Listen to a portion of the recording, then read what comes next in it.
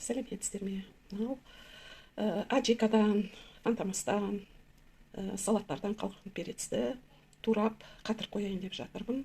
Қыста бұл бұндай перецтер бола қоймайды, тек қана мынандай үлкен басқаша сорты бар ғой, ірі. Сондай ғана перецтер болады. Сондықтан мынау арзан перецті қатырып морозилкаға салып, турап морозилкаға салмақпын. Қызыл болгар перецтерін мынадай қып 1-1,5 сантиметр етіп квадрат қылып турадым. Енді осыларды араластырып пакеттерге салып, бөліп салып, морозильникке қатырамын.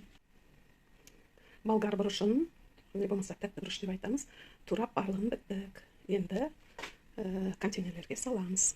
Мынадай контейнерлерге салып, қақтарын жауып, неге қоямыз. Қазір салайық.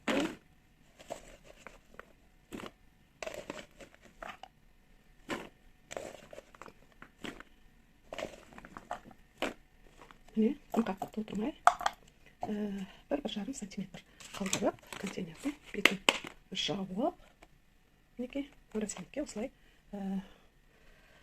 4-5 ұшатын түрі бар. Қазір мен өлшейік. Қазір өлшейік. Таразы бар екен мына жерде.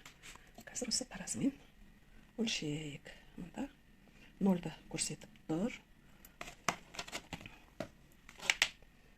Қанша грамм? 457 грамм. 457. Енді кішкене салып, жарды келі. Міне.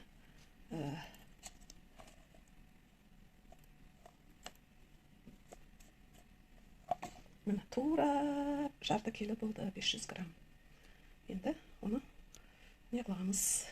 Морозильникке бетін жауып қоямыз. Таза салмағы 2 килограмм осындай болгар бұрышы шықты. Енді бұлар морозильникке жөнелтіледі.